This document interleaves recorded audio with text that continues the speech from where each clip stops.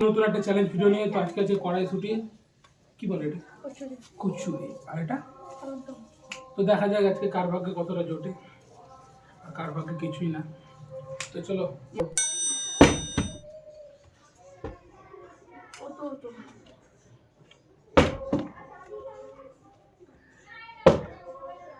চলো মামা তাদের